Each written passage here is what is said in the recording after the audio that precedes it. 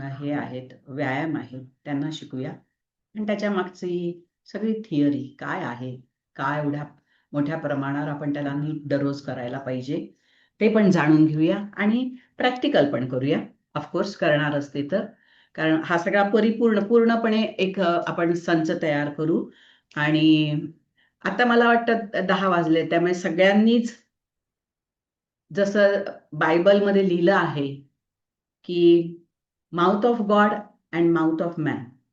Mouth of मॅनने आपण breakfast केलेला आहे, तर जाणून घेऊया माउथ ऑफ गॉड कुठे आहे आणि त्यातनं कुठला ब्रेकफास्ट आपण दररोज घेऊ शकतो फुकटचा.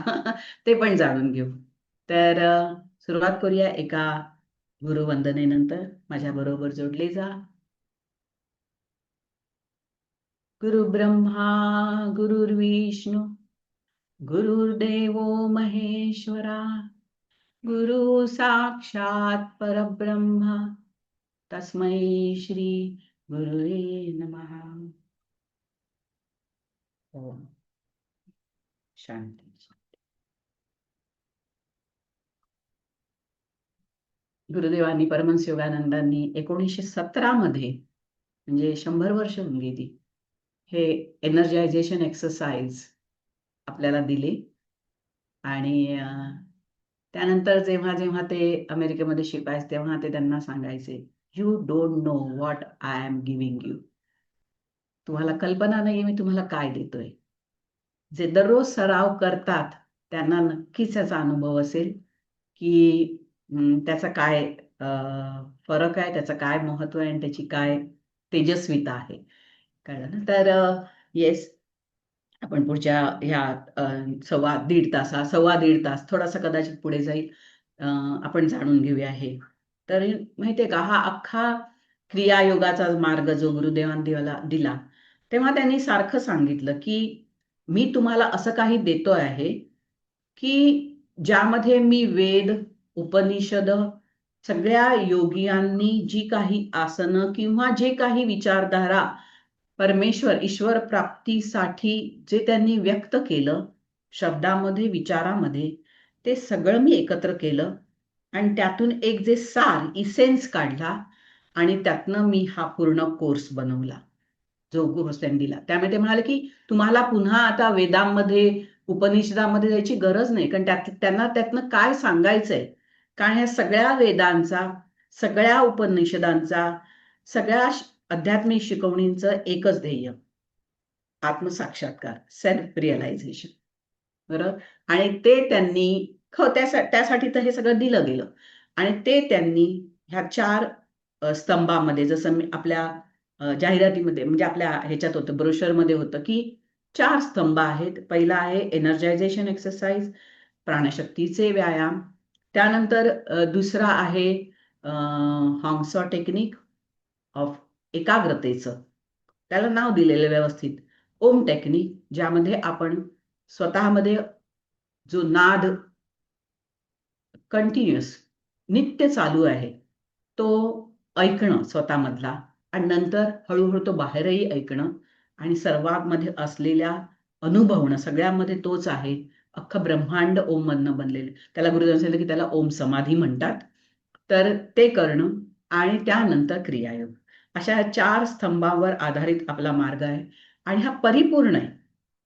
फक्त ध्यान करा नाही, मग ध्यान करण्यासाठी लागणारी विचारधारा, फक्त नाही, प्रॅक्टिकली कसं तुम्ही करणार आहात व्यावहारिकपणे, त्यासाठी स्वतःला सतेज ठेवणं. ते नेहमी सांगायचे, योगी हा तुम्हाला वाटेल की असा तो ध्यान लावून बसलाय, पण त्याचं ते काम झालं की तो लगेच दुसऱ्या ऍक्शन मध्ये जातो. कळलं ना? तो खरा कर्मयोगी आहे. कारण तो कंटिन्युअस जो ध्यानात बसलेला असतो तेव्हा तो सर्वोच्च कर्म करत असतो, स्वतःला या बंधनातनं मुक्त करायचं. आणि बाकीच्या वेळी तो बाह्य काम करून संपूर्ण समाजाची उत्थापनाची, मदतीची, हे जे आहे ते तो त्या प्रकारे मदत करत असतो. अशा प्रकारे जर आपला हा मार्ग आहे, तर त्यातला पहिला स्टेपिंग स्टोन म्हणतात ना, की मूल आधार काय आहे, एनर्जायझेशन एक्सरसाइज. आणि आपल्याला वाटतं की हे पहिल्या सेशन मध्ये देतात म्हणजे हे तेवढं महत्वाचं नाही, डायरेक्ट क्रियायोग महत्वाचा. तर ऑफकोर्स हे वाटणं साहजिक आहे, त्यात काही चूक आहे असे म्हणत नाही. पण आपल्याला नंतर कळेल की पहिलीमध्ये आपण जे 1, 2, 3, 4 शिकलो ते कदाचित नंतर अक्षरशः सायंटिस्ट झाल्यावर पण 1, 2, 3, 4 आपण करतच असतो. त्याच्याच आधारावर पुढचं सगळं होत असतं. तर त्यामुळे त्याला कमी लेखून चालणार नाही. रादर तो आपला स्टेपिंग स्टोन मूळ हे आहे. तर आज आपण ते पहिलं जाणून घेऊया की कशा प्रकारे त्यांनी आणि त्याच्या मागे काय विचारधारा होती एनर्जायझेशन एक्सरसाइज देताना. 1917 मध्ये त्यांनी हे दिलं. तेव्हा ते भारतात होते.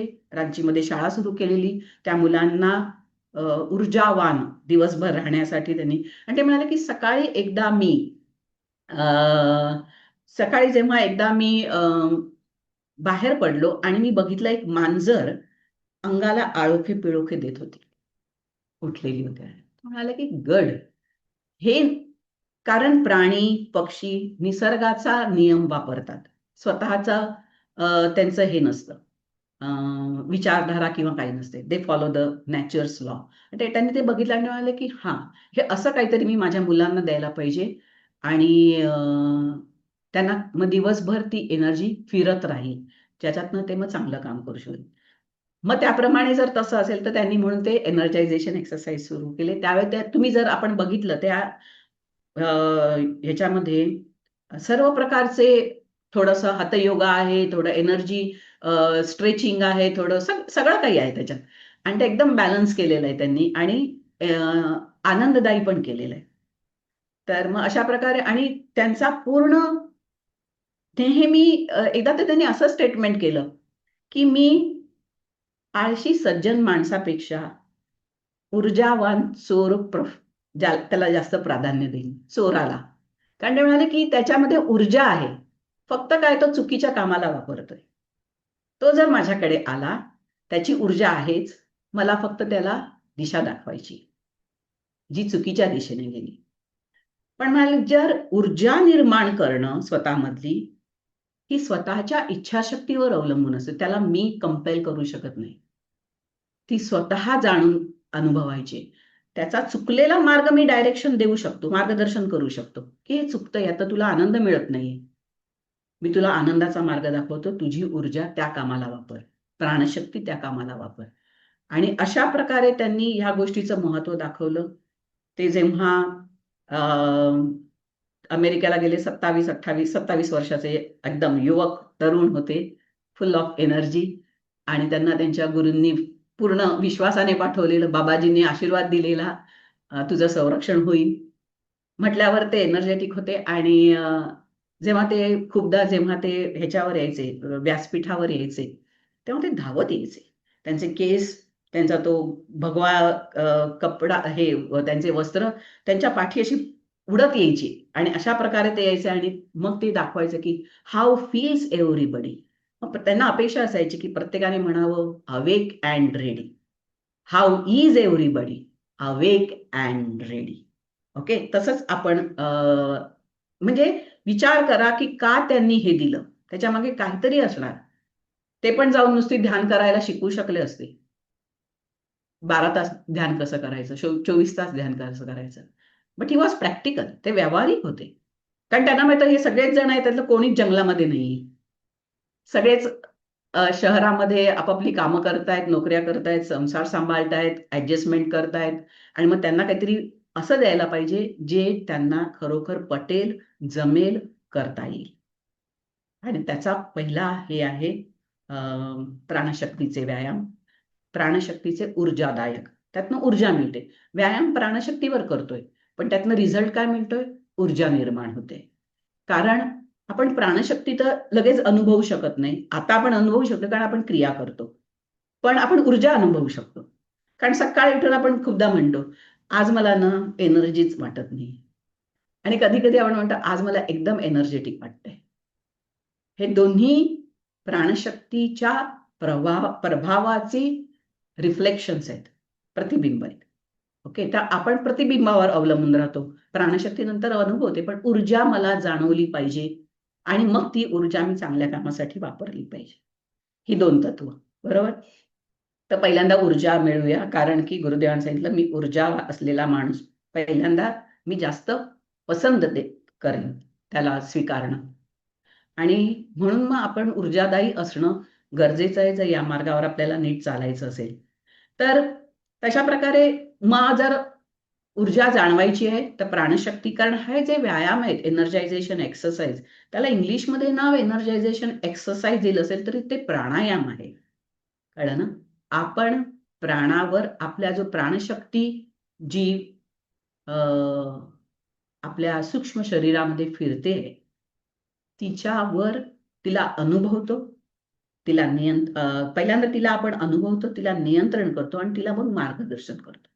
ओके, मग ते अनुभवणं कुठे आहे? ते अनुभवणं आहे एनर्जायझेशन एक्सरसाइज मध्ये. नियंत्रण कुठे? ते पण एनर्जायझेशन एक्सरसाइज मध्ये. आणि त्याचं योग्य मार्गदर्शन आपण ध्यानामध्ये बसल्यावर करतो. आणि म्हणून बहुतेकदा आपण ना एनर्जायझेशन एक्सरसाइज मोस्टली असे करावेत ध्यानाच्या आधी. त्यामुळे काय होतं, ती जी प्रत्येक सेलमध्ये आपल्याला प्रत्येक पेशीमध्ये एक जो मूळ सेल म्हणतात तो, ते पेशी काम करण्यासाठी जो आतला जो एक मुख्य हे असतो, गाभा असतो, त्यामध्ये ती प्राणशक्ती असते. पण ती सुप्त अवस्थेत, आणि जर आपण वापरली नाही तर ती थोडीशी झोपलेल्या अवस्थेत असते, जशी आपली कुंडलिनी झोपलेल्या सुप्त अवस्थेत आहे. तर तशा प्रकारे ती झोपलेली असते. मग एनर्जायझेशन एक्सरसाइज, प्राणशक्तीचे आपण ऊर्जादायक व्यायाम केले की ती जागृत होते. ती जागृत झाली म्हणजे आपण अनुभवली. मग अनुभवल्यावर तिला आपण काय करतो? नियंत्रित करतो. इथे तिथे नको जाऊस, मला पाहिजे तिकडे ये.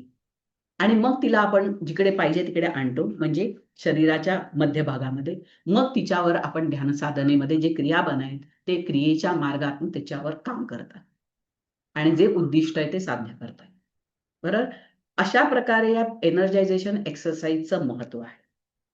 त्यामुळे त्याला दुय्यम लेखून चालणार नाही. त्यांना प्रथम आणि त्यामुळे ते गुरुदेवांचं नेहमी असायचं की पहिल्यांदा कार्यरत व्हा. जीवनाच्या शेवटच्या सेकंड लास्ट डे म्हणजे 7 मार्चला त्यांनी महासमाधी घेतली. 6 मार्च 1952ला संध्याकाळच्या वेळेला, त्यावेळेला त्यांच्या पायामध्ये, गुडघ्यामध्ये थोडंसं दुखणं सुरू झालेलं. काही काळ त्यांनी आपल्या शिष्यांची काही कर्म आपल्यावर घेतलेली, त्यांना माहिती होतं आपण शरीर त्यागणार आहोत, ते घेतलेली होती की त्यांची आध्यात्मिक उन्नती व्हावी. आणि त्यावेळेला मग ते संध्याकाळच्या वेळेला एनर्जायझेशन एक्सरसाइज करत होते.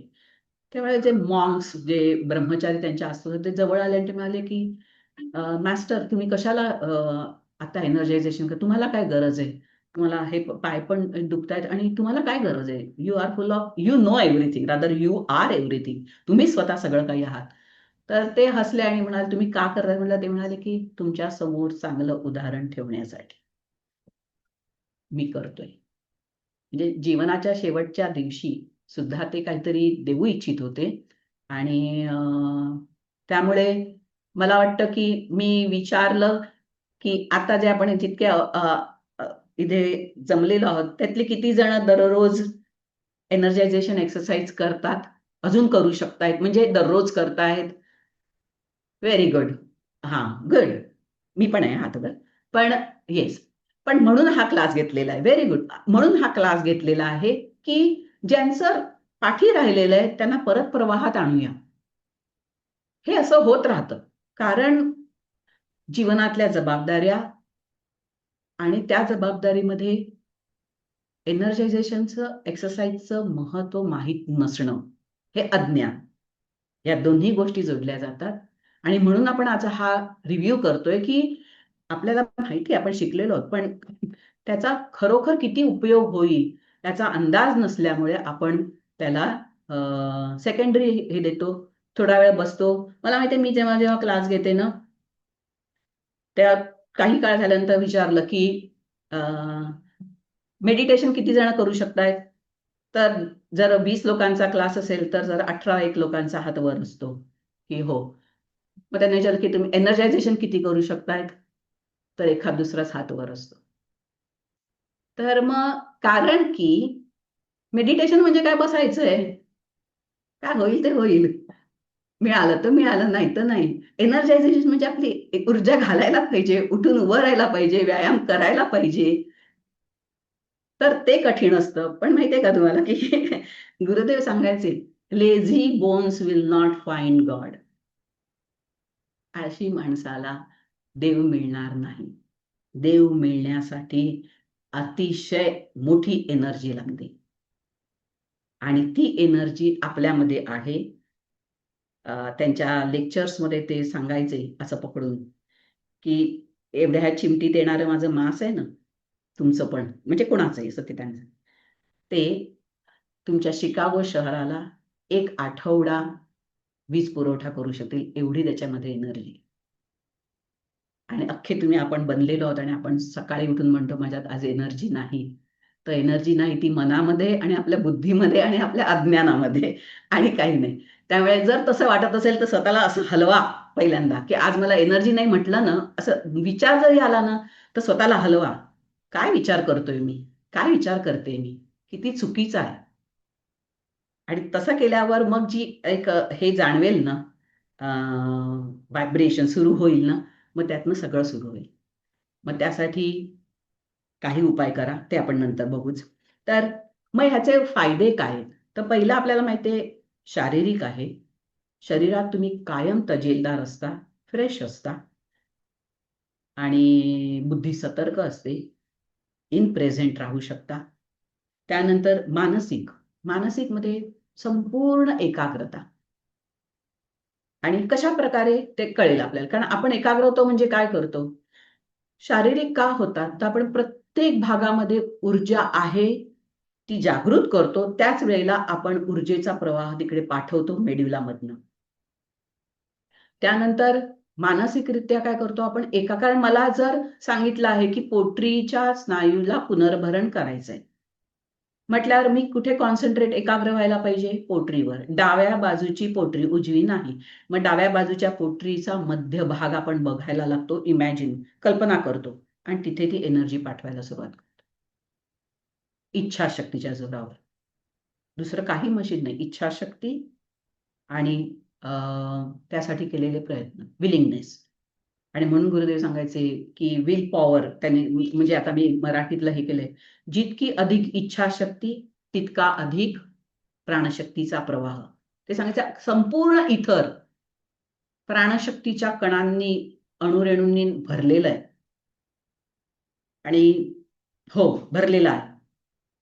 ती आपल्याकडे येत नसेल तर आपलं अपयश आहे. मग ती का येत नाहीये? तिला कशी आणायची? हे आपण एनर्जायझेशन मधनं शिकतो. बरोबर? Concentrating on the power and bringing it again and again. पुन्हा पुन्हा करत करत मग ती इच्छाशक्ती आणि त्याप्रमाणे तो प्रवाह दोन्ही वाढायला लागतं. आणि मग जसा जसा इच्छाशक्तीचा, प्राणशक्तीचा प्रवाह वाढेल आणि इच्छाशक्तीमुळे प्राणशक्ती आणि प्राणशक्ती, तेव्हा आपण चुंबकीय बनतो, चुंबकत्व. आणि मग आपण ते खेचायला लागतो. आपण खेचायला ना आपोआप येतं ते सगळं. आणि ती प्राणशक्ती म्हणजे कोण आहे? आदिशक्ती आहे. जिचा आपण कायम इच्छा करतो की तिने आपल्याकडे यावं. आणि मग ती आदिशक्ती जर ती आहे, जिच्यातनं सगळं क्रिएशन, सगळी निर्मिती, सगळं ब्रह्मांड, सगळं चराचर निर्माण झालेलं आहे, तर मग आपण त्याच्यापासून दूर करावं. आणि राहत असू तो आपण म्हणू की आपलं दुर्दैव आहे आपल्या ह्याच्यामध्ये समजण्यामध्ये. आणि मग अशा प्रकारे जर शारीरिक, मानसिक हे दोन फायदे ना, आत्मिक सेल्फ रिअलायझेशन, साक्षात्काराच्या मार्गावरचा हा एक पहिली पायरी आहे. त्याच्यावर पाय ठेवूनच तुम्हाला देवळात प्रवेश मिळणार आहे. त्यामुळे डायरेक्ट देवाकडे जाईन उडी मारून असं नाही, ही पायरी करायलाच लागणार आहे आणि म्हणून ती दिलेली आहे. त्यांनी अननेसेसरी, गरज नसलेलं काही थोतांड लावलं नाही. गुरुदेवांनी कुठेही सांगितलं नाही की पूजा अर्चा करत बाहेर बसा. आतली पूजा पूजा करा सांगितलं त्यांनी. बाहेरची करा वेळ असेल तर, नाही असं नाही. पण आतली पूजा कधी चुकवू नका. ती मार्ग कम्प्लिटली वेगळा आहे त्यामुळे हा. पण तो त्याच वेळेला आंतरिक आहे, तो बाह्य पण आहे. कारण तो बाह्यतः व्यक्त होतो. आपली भक्ती, आपली श्रद्धा, आपले गुरूंवरचा विश्वास हा व्यक्त होतो आपल्या अस्तित्वातनं, आपल्या व्यक्तिमत्वातनं. बरोबर आहे? पण ते बाह्यता दाखवायची गरज नसते आपल्याला. आपल्या उपस्थितीमध्येच ती जाणवली जाते कोणालाही. तशा प्रकारे आपण भक्त बनायचंय. ह्या भक्तीचा मार्ग थोडा वेगळा आहे. कळलं ना? तर मग अशा प्रकारे जेव्हा आपण अध्यात्माच्या मार्गावर तर आपण एक अचल स्थिरत्व प्राप्त करतो आणि त्या स्थिरत्वामध्ये आपण ध्यानामध्ये गहन जाऊ शकतो. जर आपल्यामधली शक्ती सेंटर्ड नसेल, नीट तिला दिशा दिलेली नसेल, तर आपण ध्यानाला बसल्यावर विचलित होणार आणि योग्य जो परिणाम आपण अपेक्षा करतो ते मिळणार नाही. बरोबर? तर मग आता हे जर ऊर्जीकरणाचा, कारण आपल्याला प्रॅक्टिकल पण करायचं आहे आणि मला आवडेल जर ज्यांना शक्य आहे, मी आत्ताच म्हणून सांगते, ज्यांना शक्य आहे त्यांनी त्यांची अरेंजमेंट अशी करावी. आम्हाला सगळ्यांना माहिती आहे की तुम्ही घरी आहात. त्यामुळे आम्ही तुमच्या बॅकग्राऊंडला काही मोठं काहीतरी एक्सपेक्ट करत नाही आहोत. घरातले जे काही भांडी-कुंडी दिसली तरी आम्हाला काही प्रॉब्लेम नाही. आम्ही तुमच्याकडे बघणार आहोत. तर एनर्जायझेशन एक्सरसाइज जेव्हा करणार असू तेव्हा थोडंसं ओपन असून देत आणि दिसून देत. त्यामुळे अमृता बघत असेल, जेव्हा मी करून दाखवीन तेव्हा, आणि ती जर अगदीच काही चुकत असेल तर नावं लिहून काय येते आणि त्याप्रमाणे मग गाईडन्स मिळेल तुम्हाला नंतर. हा असाच काहीतरी कोर्स दिला असं नाही. त्यानंतर गाईडन्स की इथे चुकत होतं थोडंसं, असं बदला, असं करून ना, आणि त्यानंतर मग तुम्ही सुद्धा आमच्याशी कनेक्ट होऊ शकता कधीही. तर आता हे प्राणशक्तीचे व्यायामाचा पहिला हे आहे. आपण बोलल्याप्रमाणे की तो प्राणा म्हणजे लाईफ फोर्सवर काम करतोय आपण. कळलं? श्वासावर नाही. श्वास आपण अख्ख्या याच्यामध्ये कुठे बघतच नाही. तो आपोआप होत असतो. दुहेरी श्वसन घेतो बरोबर आहे. पण त्याच्यावर फारसं आपलं हे नसतं. आपलं प्राणशक्ती आतमध्ये येते ह्या कन्सेप्टवर पहिल्यांदा आपली नजर असली पाहिजे. आणि नॅचरली आपण डबल ब्रीथिंग आणि डबल एक्झेल करतो, कारण की त्यामुळे मोठ्या प्रमाणावर आपण प्राणशक्ती खेचू शकू. हा त्याचा मेन मुद्दा आहे. आपल्या श्वासावर लक्ष नसतं. तर मग अशा प्रकारे जेव्हा करतो तेव्हा आता आपण बघूया की प्राणशक्तीच्या ऊर्जीकरणाचे मुख्य बिंदू काय आहेत, की प्राणशक्तीच्या प्रवाहावर एकाग्र व्हा. Concentration on that. ओके? आणि म्हणून जर तुम्ही दीर्घकाळ एनर्जायझेशन एक्सरसाइज करणारे प्राणशक्तीचे व्यायाम करणाऱ्या लोकांना बघितलं, तर ते प्राणशक्तीचा व्यायाम करताना काय करतात? डोळे बंद करतात. त्यांचे डोळे बंद होतात. कारण की जेव्हा आपण डोळे बंद करतो, आपली एकाग्रता वाढते.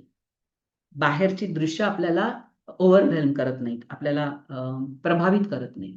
त्यामुळे पहिल्यांदा डोळे बंद करावे आणि त्या ह्याच्यातनं प्रार्थना सुरू करावी ती शेवटपर्यंत. त्यानंतर प्राणशक्तीचे व्यायाम करायला स्वतःचा 15 मिनिटाचा, खरं 13 ते 14 मिनिटं, 15वं मिनिट सुद्धा लागत नाही. 13 ते 14 मिनिटात बरोबर सगळे व्यायाम पूर्ण होतात. त्यामुळे त्याला स्वतःचा वेळ द्या. चहाचा भांडं ठेवलेलं आहे आणि तिकडे समोर व्यायाम करते, मग चहा घालते, मग हे करते, मग गाळते, मग तो देते आणि तेव्हाच मध्ये एक्सरसाइज करते. नाही. तो त्या एनर्जायझिंग एक्सरसाइजचा अपमान आहे. त्याला स्वतःचा वेळ द्या. ओके?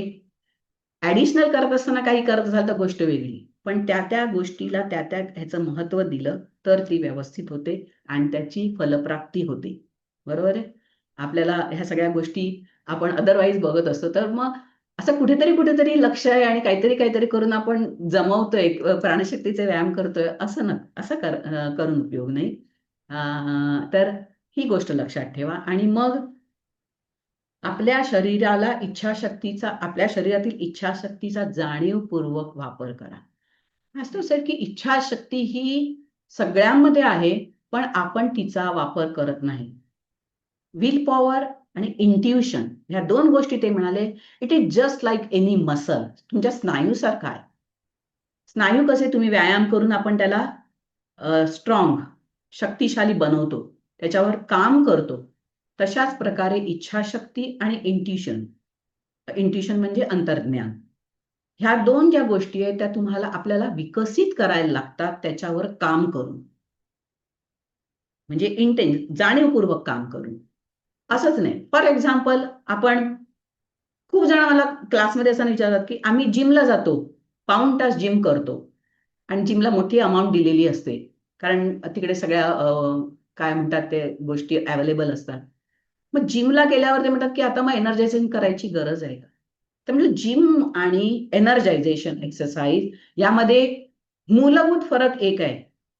एनर्जायझेशन एक्सरसाइज आपण स्वतःवर काम करत असतो. स्वतः इन्स्ट्रुमेंट बनत असतो आणि त्याच्यावर हे करत असतो. जेव्हा आपण जिममध्ये काम करतो, इन्स्ट्रुमेंट बाहेर असतात आणि भले तुम्ही चला ट्रेडमिलवर उभे आहात, तुम्ही पाहिजे तो छोटासा तुमचा काय जो स्पीड लावलेला आहे आणि तुम्ही उभे आहात. दररोज केल्यानंतर तुम्ही त्या गोष्टीसाठी इतके असे हे होता, काय म्हणतात, यूज टू होता आणि ती गोष्ट आपल्याला अशी वाटते की आपण हात धरून चालतो आणि त्यावेळेस माझं लक्ष इकडे तिकडे तिकडे तिकडे असतं. कोण आलं कोण गेलं. मोठी मोठी जिम्स असतात ती ब्रेकफास्ट देतात, हेल्दी ब्रेकफास्ट देतात ह्याच्यानंतर तुमच्या वर्कआउट नंतर. वर्कआउट हा शब्द आहे बरोबर. वर्कआउट नंतर ते देतात आणि मग तुमचं लक्ष की आज काय ब्रेकफास्ट आहे, काल काय होतं, ओके असं आहे. म्हणजे शरीर आणि मन एकत्र नाही. शरीर व्यायाम करतंय, मन रमलंय कुठेतरी. हा अध्यात्माच्या मार्गावरचा मोठा अडसर आहे. आपण हंसामध्ये किंवा कुठल्याही याच्यामध्ये काय की शरीर आणि मन एका जागी असलं पाहिजे, एकत्र काम करायला पाहिजे. जेव्हा एनर्जायझेशन करतो आपण डोळे बंद करतो, आत्ताच आपण बघितलं, आणि प्रत्येक स्नायूवर किंवा प्रत्येक शरीराच्या अवयवावर आपण एकाग्र होतो. त्या एकाग्रतेतून आपण शिकतो मनाने शरीरावर ताबा मिळवणं. Okay, which is very important in spirituality. अध्यात्मातली सर्वात महत्वाची गोष्ट की मनाला शरीरापेक्षा बलवत्तर बनवणं, त्याला अधिक शक्तिशाली बनवणं. नाहीतर आपल्याला शरीर सांगतं मी आज आजारी आहे आणि आपण जाऊन झोपतो. पण तीच गोष्ट जर उलटी असेल, आजार असेल तरी आपण म्हणू ओके ठीक आहे, माझी कामं मी करणार आहे आणि नंतर थोडी पडणार आहे. एकच दिवस मी तापाला किंवा माझ्या आजारपणाला फ्रीडम देणार आहे, दुसऱ्या दिवशी बाजूला मी माझ्या कामाला. ही जी मनाची ताकद आहे ती वाढवण्यासाठी ह्या सगळ्या गोष्टींचा, एनर्जायझेशनचा सगळ्यात मोठा उपयोग आहे. तिथे आपण शिकतो मन आणि शरीर एकत्र ठेवून कसं काम करावं आणि मन कशा प्रकारे शरीरापेक्षा उच्च आहे. बरोबर आहे. शरीरापेक्षा मन उच्च आहे, मनापेक्षा आत्मा उच्च आहे. अशी ही स्टेजेस आहेत. पण आता कसं झालेलं आहे, शरीरच मोठं झालेलं आहे. मोठं इन द सेन्स पॉवरफुल. आणि ते मनाला सांगतंय हे कर, आज मी आजारी आहे, आज मी ठीक नाहीये, आज मी ऊर्जा आहे, आज माझ्यात हे नाही. स्टॉप. हे स्टॉप. हे थांबवायला पाहिजे. हे थांबवण्यासाठी एनर्जायझेशन एक्सरसाइज मदत करतात. बघा कशा प्रकारे क्रिया घेण्यासाठी गुरुदेवांनी पहिल्या स्टेप पासनं आपल्याला तयार करायला सुरुवात केलेली आहे. ओके, तर अशा प्रकारे जर दररोज हे केलं तर आपल्याला न कळत आपण तयार होत जातो. ते सांगत नाहीत ओके तुमचं मन आणि शरीर आता एकत्र आणूया, चला मग आता हे असं करूया, नाही. Everything is hidden. सगळं सूक्ष्म आणि सुप्त आहे. जसं जसं आपण त्या गोष्टीला विचार करत जाऊ तशा तशा प्रकारे ही गोष्ट आपल्याला जास्त पटत जाईल आणि पटली की आपण करत जाऊ. आता हे जे सगळं सांगितलेलं आहे जर आपल्याला हे नक्की पटणार आहे, मला वाटत नाही यातलं कोणाला पटलं नाहीये की याच्यावर संशय आहे. मग हे जर आपण पटवून घेतलं तर आपण ते वापरूया आपण आणि दररोज करूया. एकदा करूया पूर्ण लक्ष देऊन 15 मिनिटं. 15 मिनिटं जर देऊ शकत नसाल स्वतःच्या शारीरिक, मानसिक, आध्यात्मिक उन्नतीसाठी, तर मग 24 तास काय करू शकाल? कारण जे करेल ते रॅन्डम असेल. असंच अस्तव्यस्त असेल. कारण शरीर आणि मन एकत्र राहूच शकत नाहीये, तर कुठली गोष्ट होईल कशी एकत्र? ओके. त्यामुळे मग मग जेव्हा व्यायाम करतो तेव्हा मध्ये-मध्ये म्हणत राहा, की जितकी अधिक इच्छाशक्ती तितका अधिक प्राणशक्तीचा प्रवाह. जेव्हा आपण हे म्हणत राहतो, प्रवाह येत राहतो. नेहमी आपण लक्षात ठेवायला पाहिजे, ती प्राणशक्ती सचेत आहे, सजीव आहे, तुमच्या आणि माझ्यापेक्षा सुद्धा जास्त सजीव आहे, कारण तिच्यामुळे आपण जिवंत आहोत. त्यामुळे तिच्या सजीवतेवर, तिच्या सचेततेवर, तिच्या बुद्धिमत्तेवर, तिच्या मदत करण्याच्या सामर्थ्यावर कशावरही संशय घेऊ नका. घेऊ नये. मी न घ्यायला शिकलेले आहे म्हणून शिकते आहे त्यामुळे मी म्हणते घेऊ नये. तिचा वापर कसा मॅक्झिमम वापर इन द सेन्स चांगल्या प्रकारे. ऑफकोर्स तिला वापरलेलं तिला आवडेल कारण कोणीच वापरत नाहीये तिला. अशाच प्रकारे जगताय. तर तिचा जो नीट वापर केला तर खूप काही बदलू शकतं.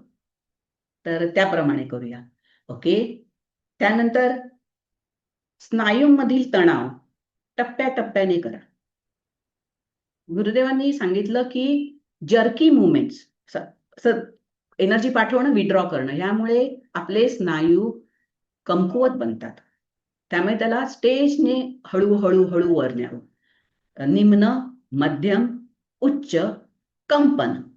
कंपन, उच्च, मध्यम, निम्न, मग रिलॅक्स.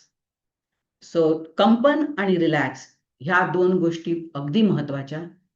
कारण रिलॅक्सेशन मध्येच सगळं अनुभवायला मिळतं. जे अध्यात्माच्या मार्गावरचं आहे ते रिलॅक्सेशन मध्ये मिळवायला, तर टेन्शन मध्ये नाही. त्यामुळे ते अनुभवण्यासाठी रिलॅक्सेशन सुद्धा शिकायचं. प्राणशक्तीच्या व्यायामामध्ये आपण हे शब्द वापरतो. Tense, relax, relax and feel. Tense with will, इच्छाशक्तीने तणाव करा. रिलॅक्स अँड फील, रिलॅक्स व्हा आणि अनुभवा. अनुभव हा अध्यात्माच्या मार्गावरचा सगळ्यात मोठा शब्द आहे. कारण आपण ऑटोबायोग्राफी, एका युगाची आत्मकथामध्ये मुकुंदा सारखा सगळ्या संतांना शोधत फिरायचा, शाळेतनं निघाल्यावर जायचा त्या ह्यांच्याकडे, नागेंद्रनाथ बहादूरांकडे, त्यांच्या घरात शिरायचा, त्यांच्याबरोबर गप्पा मारायचा, ध्यान करायचा. तेव्हा त्यांनी सांगितलं की मुकुंदा, मी बघतोय की तू ध्यानामध्ये आणि गहन जातोस, पण तू अनुभव घ्यायला शिकलायस का? Have you experience? अनुभवा. तो शब्द वापरला ऑटोबायोग्राफीमध्ये. त्याने एक्सपिरियन्स शब्द नाही वापरला, अनुभव हा शब्द वापरलाय. त्यामुळे तो अनुभव घ्यायला शिकणं हेच महत्वाचं आहे. कळलं ना? ते अनुभव घेण्यासाठी काय व्हायला लागतं? कम्प्लीट रिलॅक्स आणि go within ourself to the maximum, inside. Rajarshi जनकानंदांना एकदा गुरुदेवांनी पत्र लिहिलं. ते जेव्हा 1935-36 मध्ये भारतात होते, तेव्हा ते दर आठवड्याला त्यांच्या त्या प्रिय शिष्याला एक पत्र लिहायचे. त्यात त्यांनी लिहिलं की तू ध्यान करशील तेव्हा रिलॅक्स व्हायला शिक.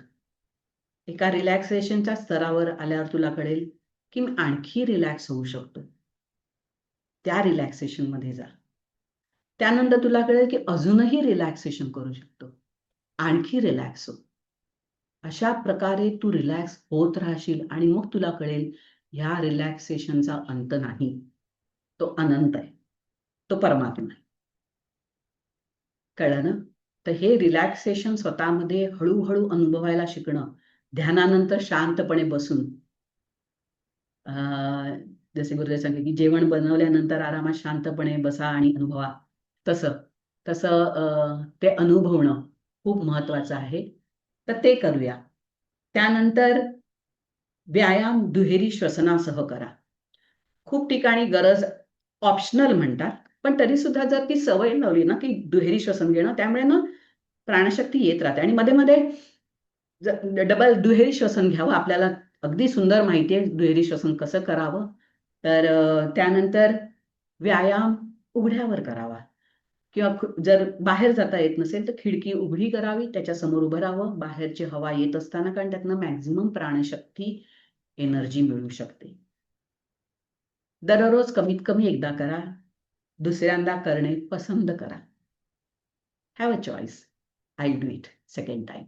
जर दुसऱ्या वेळेला करणं शरीर मन तयार होत नसेल, थोडेसे करा, 4-5 करा, नंतर 10-1 करा, मग 15-20 करा, मग 30-35 करा आणि नंतर कळेल दुसऱ्यांदा पण आपण 39 करतो. हळूहळू मनाला, शरीराला ट्रेनिंग द्या, प्रशिक्षित करा किंवा थोडंसं फसवा, काही चालेल. पण कारण त्या फसवण्यातनं आपण काहीतरी चांगलं प्राप्त करणार.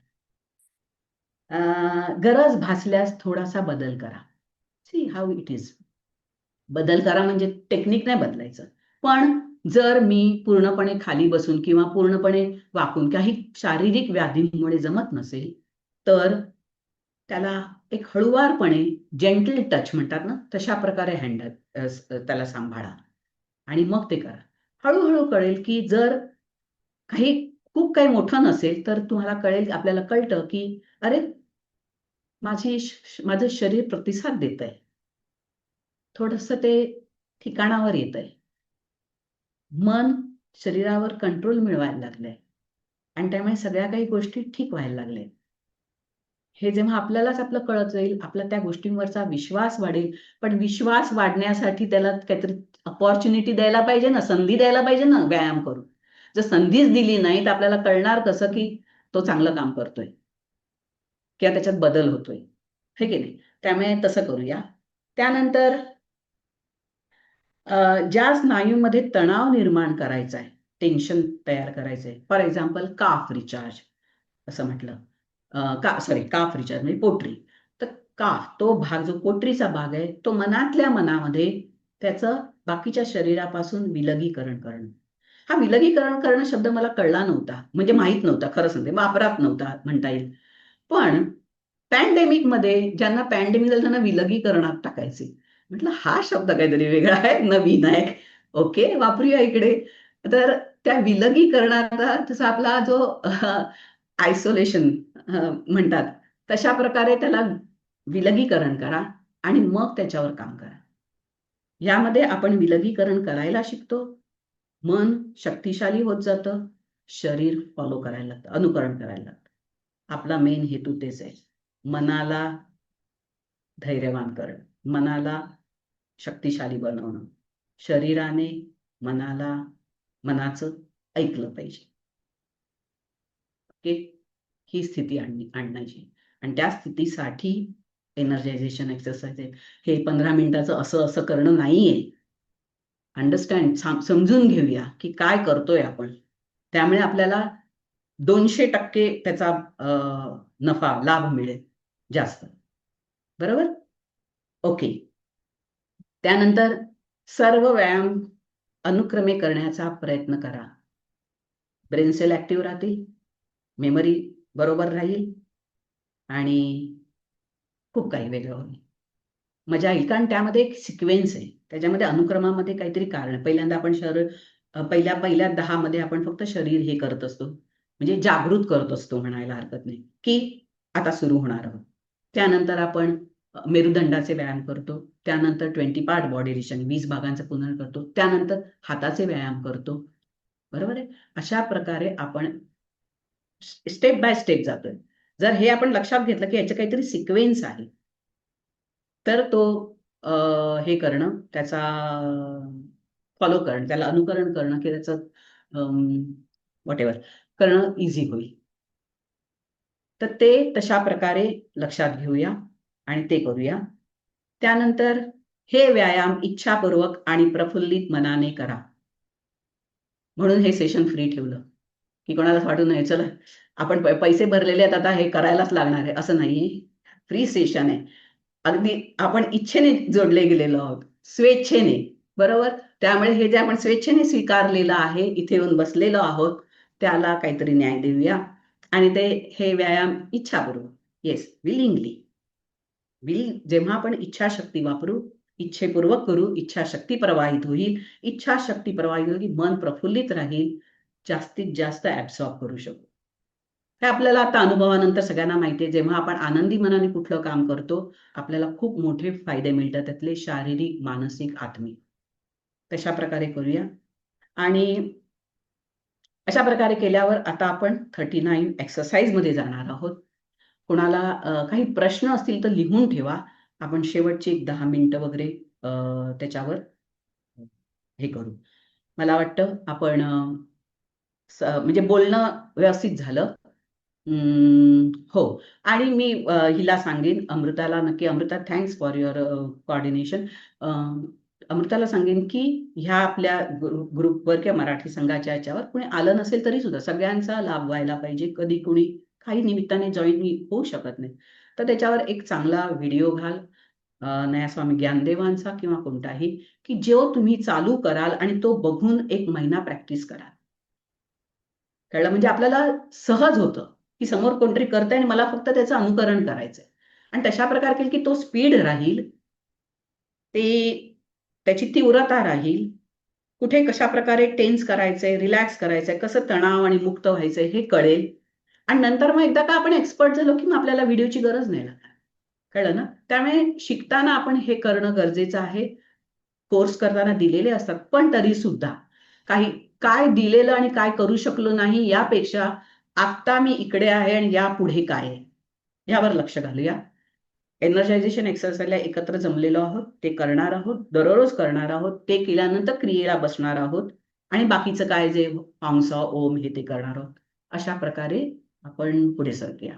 Okay, with that we will start practical energization exercise.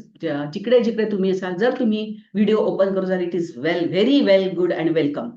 कारण आम्हाला कळेल अमृता बघत असेल, थोडं काही चुकत असेल, जे जास्त असेल तर ती नावं लिहून नंतर गाईड करेल काय कशा प्रकारे करायचं.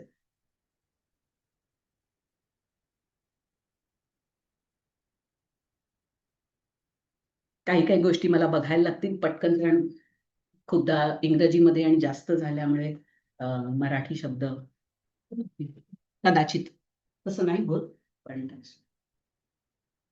मला वाटतं मला स्पॉटलाईट केलं तर जास्त. ओके, तर सुद्धा मी पूर्ण नाही दिसत आहे.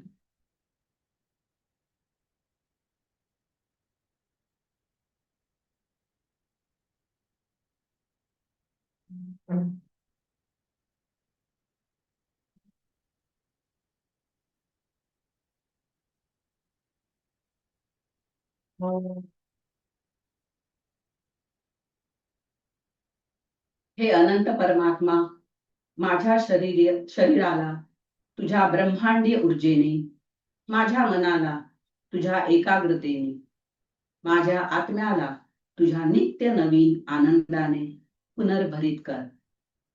हे शरीर आणि मनाचे शाश्वत यौवन माझ्यामध्ये नित्य वास्तव्य करून राहा.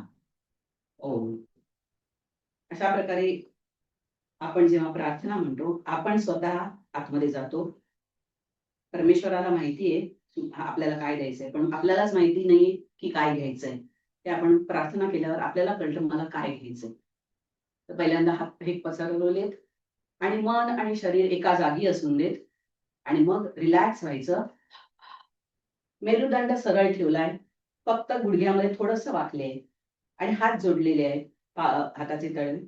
आणि त्यानंतर हळूहळू हळू टेन्स तणाव भरत जा आणि ह्या पोझिशनला आल्यावर पूर्णपणे शरीर कंपन होताना अनुभवा आणि पुन्हा शिथिल. हळूहळू टेन्शन वाढवत न्या. ह्या स्थितीत येईपर्यंत पूर्ण तणाव आणि कंपन. पुन्हा शिथिलता. पहिला एक्सरसाइज नॉर्मली 5 वेळा करतो आपण. Double inhalation, okay. सगळे व्यायाम डाव्या बाजूने पहिल्यांदा. सो डाव्या पोटरीला आयसोलेट करा आणि जेव्हा पाय हलतोय त्यावेळेला पोटरीचे स्नायू तणाव असेल खाली गेल्यावर रिलॅक्स, शिथिल सोडा आणि त्यानंतर घोट्याचा जे हे आहे हाडाचं भाग पाऊल तिथे घोट्याच्या इकडे हलवायचंय, फिरवायचंय. ओके. उजव्या बाजूला का पोटरीचा स्नायू उजवी बाजू आणि त्यानंतर अँकल रोटेशन. करेक्ट. घोटा फिरवले. आपला डावा पाय हलका पुढे ठेवला उजव्या पायापेक्षा पाऊल आणि मग डावी पोटरी आणि उजवा जो फोर आर्म म्हणतात, म्हणजे कोपर ते रिस्ट मनगट. हळूहळू हळू तणाव वाढवत न्या. अनुभवा तणाव वाढतोय, कंपन अनुभव करा आणि मग हळू शिथिलता आणा. मग मांडी आणि दंड. हळूहळू तणाव वाढवत न्या. अनुभव करा, कंपन व्हायला पाहिजे आणि त्यानंतर हळू शिथिलता. पुन्हा 2 संच याचे. डावी पोटरी, डावा मनगटाचा वरचा भाग, शिथिलता, मग मांडी आणि दंड. पुन्हा एकदा जिकडे शक्य आहे दुहेरी श्वसन घ्या. आणि तुम्हाला कळेल की जास्त प्राणशक्ती येते या शरीरामध्ये, अनुभवता येईल. उजवी बाजू पाऊल थोडस पुढे ठेवलं आणि मग गुडघ्यामध्ये थोडस आपण हलकस जर वाकलो, गुडघा हे केला, मुड बेंड केला, तर मग काप आणि फोरआर्म हळूहळू हळू तणाव वाढवा, कंपन होऊन देत आणि त्यानंतर शिथिलता, मग मांडी आणि दंडासन. पुन्हा काप मसल म्हणजे पोटरी आणि दंड, मनगट, त्यानंतर मांडी आणि दंड. पुन्हा एकदा शेवटचा दुहेरी श्वसन चालू असून देत. जिकडे शक्य आहे तिकडे मी बोलते, त्यामुळे मला घेता येत नाहीये, तरी सुद्धा मी घेते. ओके. त्यानंतर दोन्ही पोटरी आणि दोन्ही फोर आर्म्स हलकस गुडघ्यामध्ये वाकूया आणि पोटरीच्या ह्याचे स्नायूंचा ताबा मिळवा. हळूहळू त्याची तणाव वाढवत न्या, कंपन अनुभव करा. त्याच वेळेला फोर आर्म्स जे आहेत तिकडे पण तसंच अनुभवा आणि मग शिथिलता. त्याच वेळेला दोन्ही मांड्या आणि दोन्ही दंड.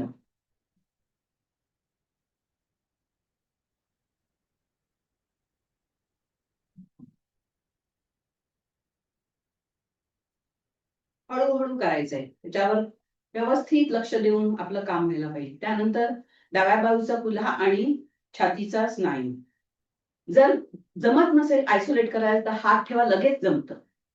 आणि खेचून घ्या स्नायू, हळू सोडा. उजवी बाजू स्नायू खेचा, हळू सोडा. पुन्हा 2 संच डावी आणि उजवी.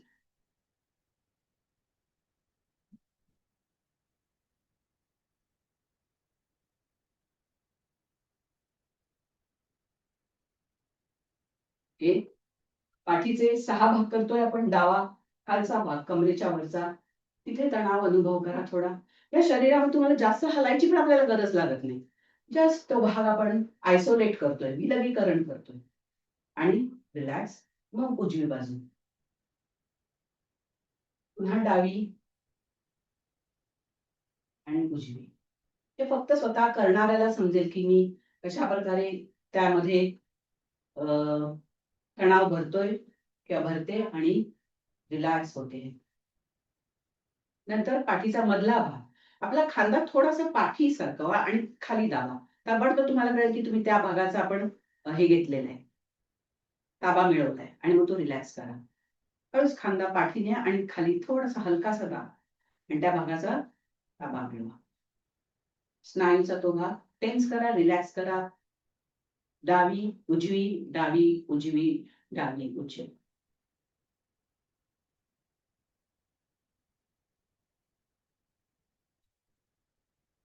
आता पाठीचा वरचा भाग, खांद्याच्या म्हणजे मानेच्या मागचा आणि खांद्याचा सगळ्यात वरचा भाग, हलकासा खांदा वर उचला आणि पाठी ढकला. असा अगदी पूर्ण नाही उचलायचा, हलकासा. टेन्शन अनुभवायला आणि तिकडे टेन्शन द्या.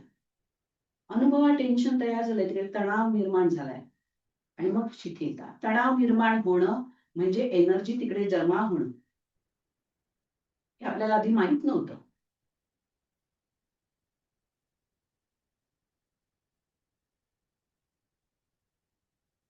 ओके. पाठीच्या सगळ्याला आता आपले हे बोट खांद्यावर ठेवा आणि खांद्याचं पुनर्भरण आहे, हातांचं नाही. त्यामुळे हात असे फिरवायचे नाहीत. हात जेवढे फिरतील तेवढे. जिकडे शक्य आहे दुहेरी श्वसन, दीर्घ श्वसन घ्या, म्हणजे नेहमीच लाभदायक आहे. ओके. त्यानंतर गळा, याच्यामध्ये पूर्ण घसा आतनं बाहेर टेन्स करा. इथले स्नायू थोडे नाजूक असतात, हळू वाट करा.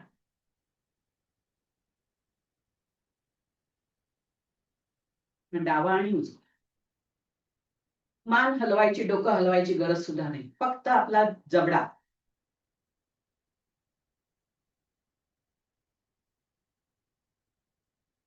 त्यामुळे जेवढं होईल तेवढंच त्याच्यासाठी पुरेसं आहे.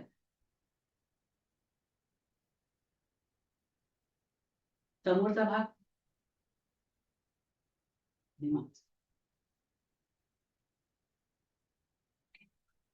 आपले आपण शरीराला एक जागृती दिली की आता येस, आता मेरुदंडाचे व्यायाम. तर पहिल्यांदा लोअर स्पायनल ट्विस्ट, खालच्या मेरुदंडाचे खालचे जे मेरुदंडाची चक्र आणि जो भाग आहे तो आपण अवेकन करतोय, जागृत करतोय. त्यामुळे शरीर माझा कमरेखालचा भाग एका दिशेने आणि कमरेवरचा भाग एका दिशेने फिरतोय, बरोबर. ही एकच मुवमेंट जर्की असते, पण ती सुद्धा कंट्रोल्ड. ओके.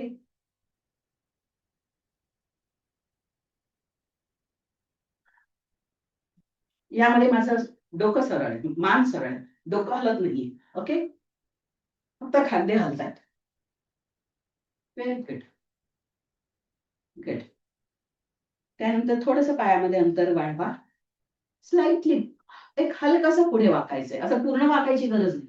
हलकं. मेरुदंड सरळ पाहिजे, मान त्याच्या अलाइनमेंट मध्ये. आणि मग ते एखाद्या योग्याने केलेले व्यायाम आहेत, त्यामुळे ते आतनं बाहेर आहेत.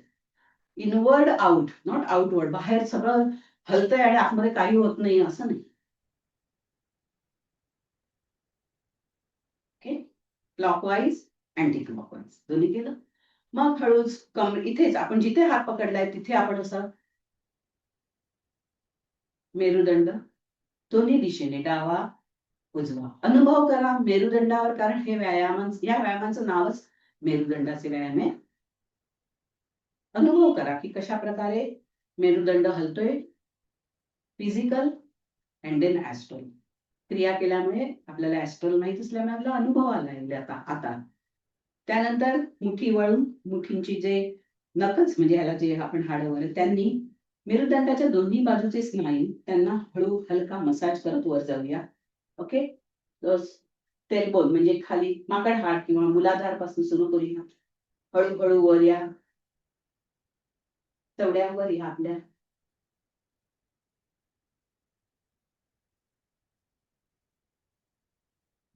अतिशय आरामदायी व्यायाम आहे. आपण सगळेच बसून काम करतो आणि त्यामुळे कुठेतरी अशी एक स्नायूमध्ये एक घट्टपणा तयार झालेला असतो, तो रिलॅक्स होतो. त्यानंतर वरचा जो भाग राहिलाय आपला आता तो आपल्याला करायचा. ह्यामध्ये कसं करणार, दोन्ही हात असे धरलेत आणि त्यानंतर जेव्हा मी डावीकडे जाईन तेव्हा माझा डावा हात हळूहळू तणाव वाढत जाईल, उजव्यात नाही. आणि त्यानंतर कसं होईल, मग मी डावा हात वर जाताना हा उजवा हात आपोआप येऊन माझ्या खांद्याच्या इकडे टेकेल आणि माझी मानही पुढे पाठी जाणार या मुठीला बघत बघत. आणि त्यानंतर मग पुढे येताना तो रिलॅक्स होणार आहे. Okay. So tense, relax, tense, relax, tense, relax, tense, relax. Okay. Tense, relax, tense, relax. त्यानंतर आता डोक्याला टकटकवायचं, अगदी मस्त करा, आवाज यायला पाहिजे. आणि त्याच्या खूप आतमध्ये मेंदूचे सगळे झोपलेले सैनिक आहेत, त्यांना जागूया.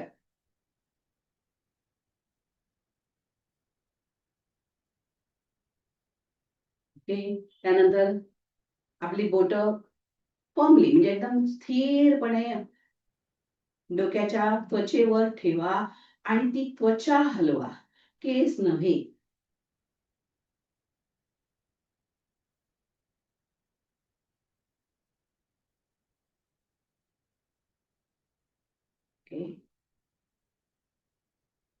पहिल्या 3 बोटांनी मेडुला ऑब्लांगाची जी जागा आहे, जिकडे मान आणि डोकं ह्याचा एक मिलाप आहे, तिकडे एक हलकासा असा खड्डा आहे.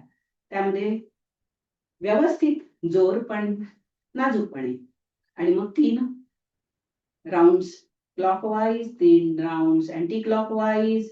मग हळूच तणावाने डोकं वर घ्या आणि मग डबल एक्झलेशन, शिथिलता. पुन्हा तणाव आणि डबल इनहेलेशन. व्यवस्थित व्यायाम केल्यावर आपल्याला कधीतरी जाणवेल की तिथून प्राणशक्ती शरीरात येतेय, अनुभवास येईल. आणि एकदा अनुभव आल्यावर कोणी सांगायला नको की येते की नाही. नंतर आता दंड. काय म्हणतात त्याला, ही बाजू. ओके, हळूहळू हळू तणाव वाढवत न्या आणि कंपन होऊन देत. निम्न, मध्यम, उच्च, कंपन, उच्च, मध्यम आणि मग निम्न. उजवी बाजू त्याच प्रकारे रिलॅक्स. नंतर डावी बाजू पुन्हा शिथिलता, त्यानंतर निम्न, मध्यम, उच्च, कंपन, कंपन, उच्च, मध्यम, निम्न. आणि मग 20 पार्ट बॉडी रिचार्जिंग. ओके, 20 भागांमध्ये. पहिल्यांदा आपण करणार शरीराला एका लाटेसारखं आपण त्याला तणाव वाढवत नेणार आहोत. डबल इनहेलेशन, दुहेरी श्वसनाचं. हळूहळू पावलं, पोटरी, मांड्या, पोट, नंतर छाती, सगळं डोक्यापर्यंत तणाव आहे. कंपन करा, अनुभव, आणि मग रिलॅक्स करा. ओके, आता 20 पार्ट्स जे आहेत आपण हे करणार आहोत, टेन्स आणि रिलॅक्स. सो पहिल्यांदा डावं पाऊल असं दुमडून घ्या, हळूच आकर्षून घ्या, तणाव अनुभव करा, मग शिथिल सोडा. उजवं पाऊल आकर्षून घ्या आणि शिथिल सोडा. डावी पोटरी हलकस गुडघ्यामध्ये वाका, त्या स्नायूचा ताबा मिळवा, व्हायब्रेट करा, सोडा हळूच. Right side. डावी मांडी मसल्स, त्यातले स्नायू हळूहळू हळू तणाव करा, कंपन करा, सोडा. उजवी बाजू डावा कुल्हा हळू सक करा, स्नायू शिथिल. उजवा नाभीच्या खालचं पोट, पोट आतमध्ये खेचा, आतमध्ये आणि थोडस वर खेचायचं कधी, आणि मग हळू सोडा. पोट नाभीच्या वरचं. डावी अग्रबाहू शिथिलता, उजवी अग्रबाहू. डावं दंड, उजवा लो, मीडियम, हाय, आणि मग शिथिलता. छातीच्या उजव्या बाजूचे स्नायू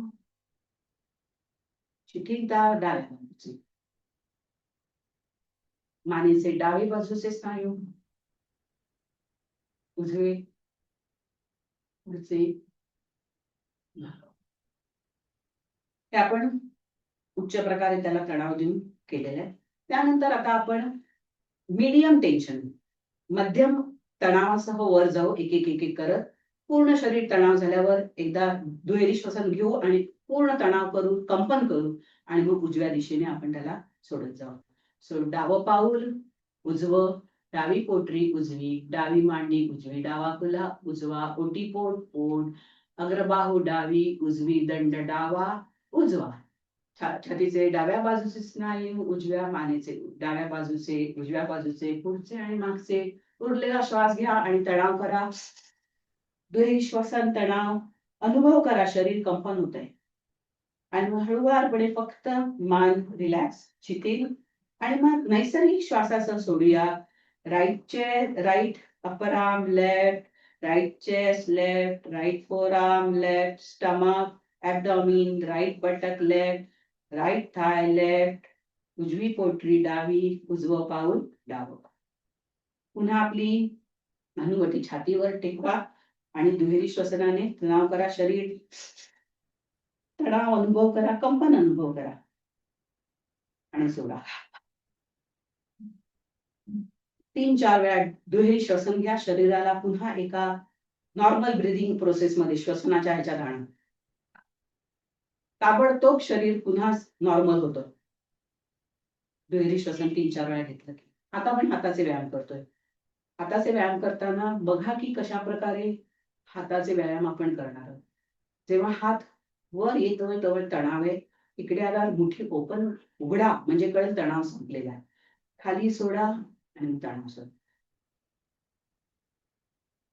सवय लावायची. ओके, दुहेरी श्वसनासह कोपर जोडायची. मेरुदंड सरळ, थोडस हलकस आपण गुडघ्यामध्ये वाकणार आहोत. हात असे ठेवले, बरोबर. आणि मग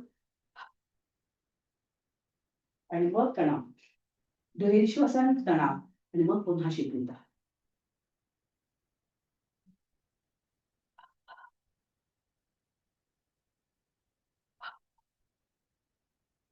ठीक आहे. बाजूने व्यायाम हे करूया. वजन उचलूया. हात हात असे नाहीत, जमिनीशी समांतर. आणि मग तणावाने आतमध्ये खेचा, शिथिल सोडा. तणावाने आत बाहेर सोडा आणि मग शिथिल.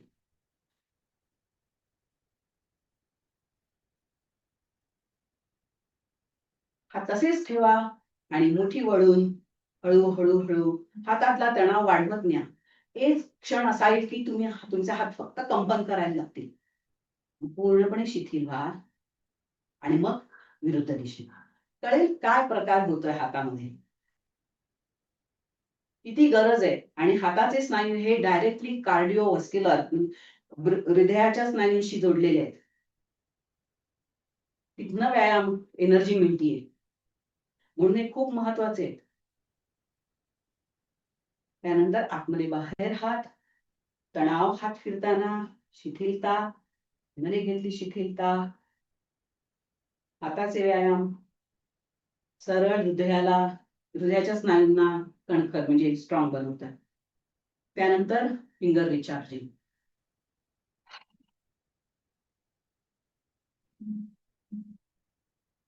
पूर्णपणे आपल्या मुठी बंद उघड करा, सगळे बोट.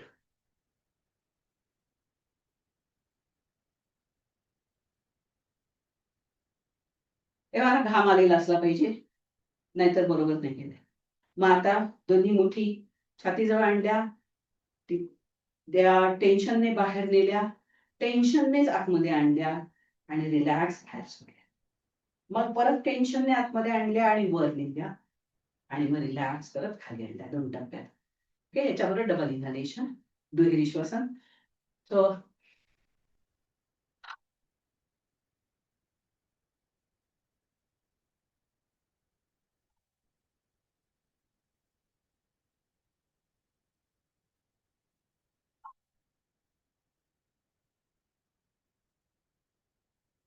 एका हाताचा व्यायाम, एक हात उचलणे, सरळ करा, अनुभवा, खाली रिलॅक्स व्हा. तणाव आतमध्ये वर गेलो, रिलॅक्स होत खाली होत्या. तुम्ही चवड्यावर येऊ शकता किंवा नाही. मला थोडंसं करायला आवडतं असं, की चवड्यावर पण उभं राहायचं येतंय.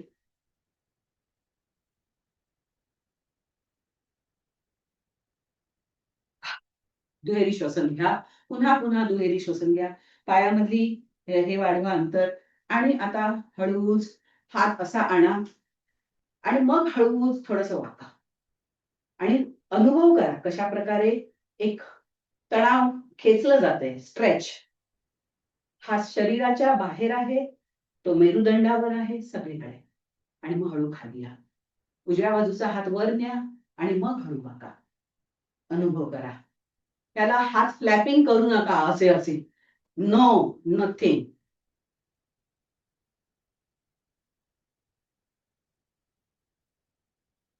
ओके. Walking in place.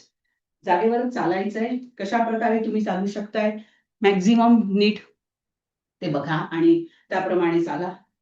पण ज्याप्रमाणे गुरुदेवांनी सांगितलं की तुमच्या मांड्या जमिनीशी समांतर आल्या पाहिजे. मग थोडं कमी चाललं तरी चालेल, पण तशा प्रकारे चालण्याचा प्रयत्न करूया. एक्झॅगरेटेड, अतिशयोक्तीपूर्ण चालेल.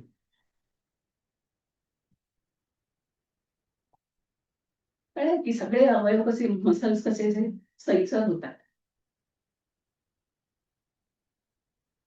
ओके. त्यानंतर रनिंग इन प्लेस. हे सुद्धा त्यांनी सांगितलं की पावलं मांड्या इतक्या वर आल्या पाहिजेत आणि आपली पावलं आपल्या कुल्यांना टेकली पाहिजेत. हे जर शक्य असेल तरी सुद्धा चांगलं. पण त्यावेळेस त्यांनी सांगितलं की हात असे तसे नाही सोडायचे, हात एका जागी स्थिर असू दे. हे पण सांगितलं. सो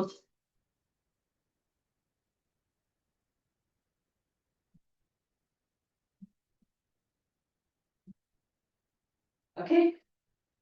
ते 20-25 वेळा करू शकतो, जितकं शक्य आहे तेवढं. त्यानंतर डीप ब्रीथिंग करा आणि श्वासाला नियमितपणानं आणा. कळेल की लगेच श्वास नॉर्मल झालाय. हे चांगल्या हेल्दी शरीराचं लक्षण आहे की जेव्हा 2-4 वेळा डीप ब्रिदिंग केल्याबरोबर जर शरीर नीट श्वसन करायला लागलंय याचा अर्थ शरीर चांगलं आहे.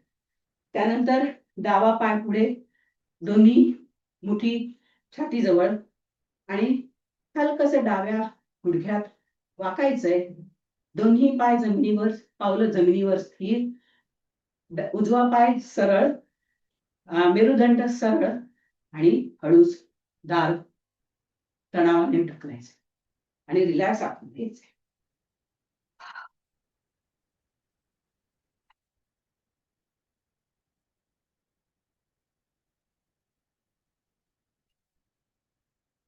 डोळे बंद करून बघा किती एकाग्रता वाढते.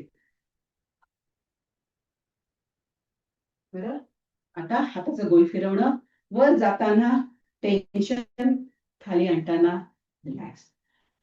तुम्ही चौड्यावर येऊ शकत असाल, आवडणार असेल तर तसं करा. जिकडे शक्य आहे, हवं असं वाटतंय, दुहेरी श्वसन घ्या. त्याचं काही बंधन नाहीये. हृदय आणि फुफ्फुसाला जास्तीत जास्त प्राणशक्ती मिळते. गुड. आता पुन्हा पायामध्ये आपण एक अंतर वाढवू. श्वास बाहेर टाकू, पोट आतमध्ये खेचू. जितकं शक्य आहे तितकं आतमध्ये खेचा. हात तळवे मांडीवर ठेवा, गुडघ्यावर ठेवू नका. मेरुदंड सरळ ठेवा, मान मेरुदंडाशी अलाइनमेंट मध्ये असून.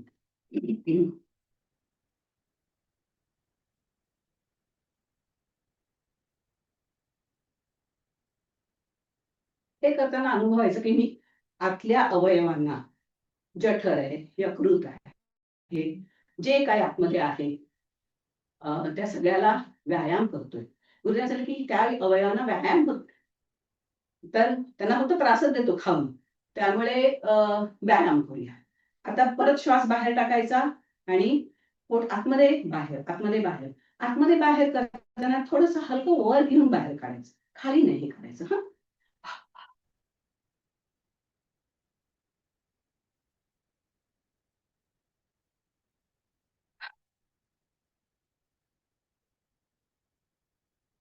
त्यानंतर विलगीकरण, डावं आणि उजवं किंवा गोल फिरवणं दोन्ही. मला दोन्ही करायला आवडतं, पण आता मी सगळ्यांसाठी गोल फिरवणं करते. ओके.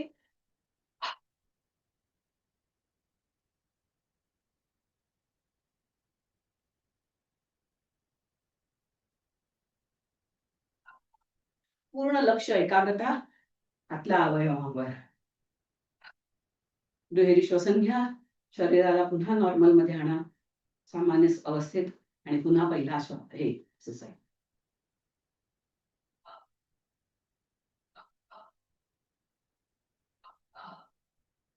तसा तणाव अनुभवार करायचा आणि रिलॅक्स व्हायचंय. दुसरा आहे पोटरीचा व्यायाम. डावी पोटरी आणि त्यानंतर घोट्याचं, पाऊल घोट्याचं मध्ये हलवणं. त्यानंतर उजवा पाय, पोटरीवर लक्ष आहे आपलं, आणि पाऊल फिरवतोय घोट्यामध्ये 3 वेळेला, क्लॉकवाईज अँटी क्लॉकवाईज. त्यानंतर आता सेकंड लास्ट, लक्ष पुढ्याच्या मसल्सवर. पाय सरळ जमिनीवरनं वर, हवेमध्ये 3 वर्तुळ काढा, एका दिशेने मग विरुद्ध दिशेने. ओके. पाय सरळ असून दे. आधार घ्यायचा असेल घ्या, कारण लक्ष पूर्णपणे आपलं कशावर आहे, या स्नायूंवर आहे, बाकी कशावर.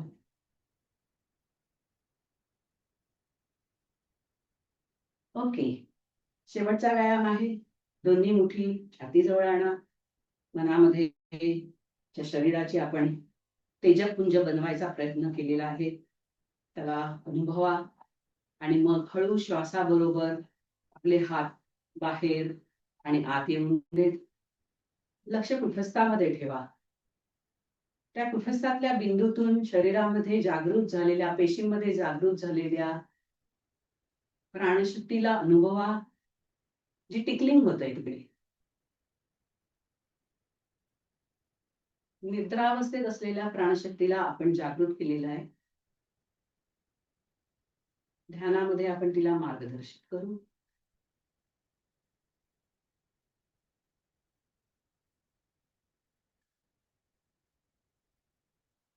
सात 8 वेळा करेपर्यंत शरीर मन सगळं स्थिर होतं.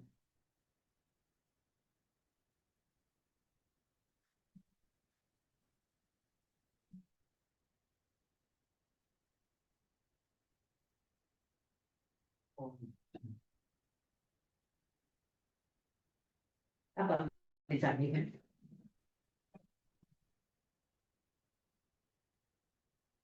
येस, वा, परफेक्ट. एक 5 मिनिट जर प्रश्न असतील तर थोडस काय म्हणतात थोडा अवधी लागेल, पण हो, अशा प्रकारे आपण व्यायाम केलेले दररोज कमीत कमी एकदा अशा प्रकारे केल्यावर खरंच खूप फरक जाणवेल आणि तो जाणवावा ही आपली अपेक्षा आहे आणि तसं होईलही. मी सांगेन की तुम्ही आता सगळ्या पहिल्यांदा पाणी पिऊन घ्या. खरं सांगते, या काही गरजा समजल्या पाहिजेत की व्यायाम केल्यानंतर ते पाणी प्यायलाच पाहिजे मेंदूच्या सेल्सना, पेशींना पुन्हा हे करण्यासाठी, कळलं ना?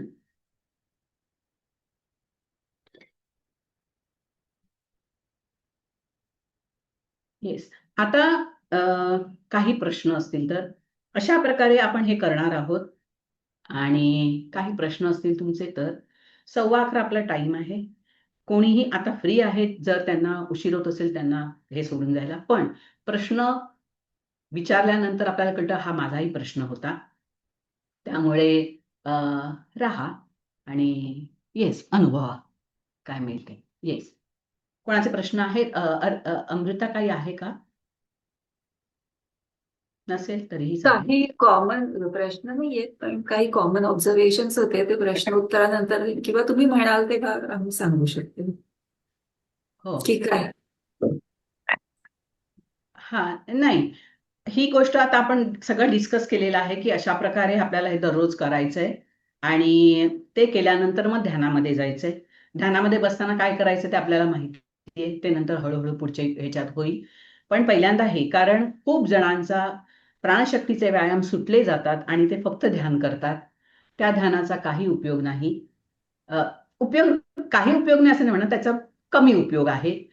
आणि जर गुरूंची कृपा पूर्ण पाहिजे असेल तर मी नेहमी म्हणते की जर विचार करा, तुम्ही शिक्षक आहात आणि आम्ही सगळे तुमचे शिष्य आहोत, बाकीचे हे सगळे जे आहेत ते, आणि तुम्ही सांगितलेलं करत नाहीयेत, तर तुम्ही त्यांना किती गुण द्याल? तर थोडंच काहीतरी करतायत आणि 35 मार्क मिळवायला तयार आहेत. नाही, त्यांना 100 मार्क पाहिजेत, पण 35 मार्काचंच काम करायला तयार आहेत. 100 मार्कच प्रत्येकालाच हवे असतात. तर मग कसं चालायचं, होय की नाही?